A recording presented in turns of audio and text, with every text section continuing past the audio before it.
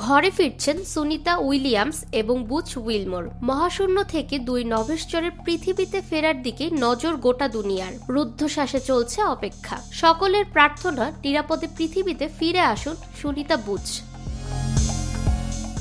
একটানা 9 মাস মহাশূন্যে দিন যাপন করেছেন তারা, যেখানে মাধ্যাকর্ষণের প্রভাব প্রায় নেই বললেই চলে। ক্ষতিকারক রশ্মি, মানসিক চাপ, মাসের পর মাস এমনই বিভিন্ন চরম পরিস্থিতিতে থাকার ফলে স্বাস্থ্যের নানা ধরনের সংকট দেখা যায়। আন্তর্জাতিক মহাকাশ স্টেশনে এতদিন কাটানোর ফলে জটিল রোগ হওয়ার আশঙ্কা থাকে বলে জানাচ্ছেন বিজ্ঞানীরা।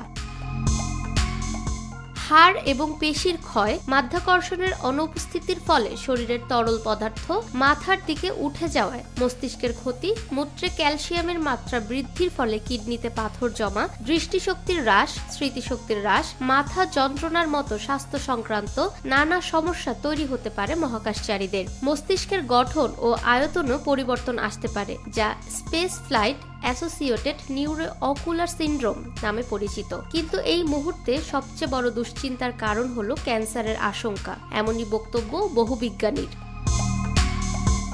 9 মাস ধরে আন্তর্জাতিক মহাকাশ স্টেশনে থাকার ফলে সর্বক্ষণ বিকিরণের সংস্পর্শে ছিলেন সুনিতারা। পৃথিবীর সৌর বিকিরণ থেকে রক্ষা করায় বায়ুমণ্ডল এবং চৌম্বক ক্ষেত্রের অবদান রয়েছে, কিন্তু মহাকাশে তা নেই। দীর্ঘকাল বিকিরণের সংস্পর্শে থাকলে কার্সিনোজেনিক উপাদানের মাত্রা বেড়ে যায় শরীরে, আর এর ফলেই ক্যান্সারের ঝুঁকি বাড়ে। মহাজাগতিক রশ্মি এবং সৌর বিকিরণ কেবল ডিএনএর ক্ষতি করে না, কোষের মিউটেশনও অংশ নেয়।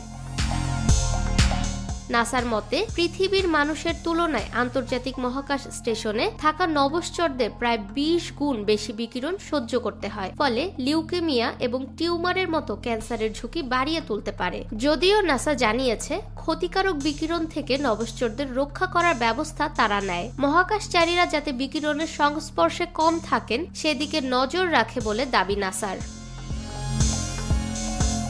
ফাহমিদা বিনতে আনোয়ার, নিরপেক্ষ নিউজ ডেস্ক, ঢাকা।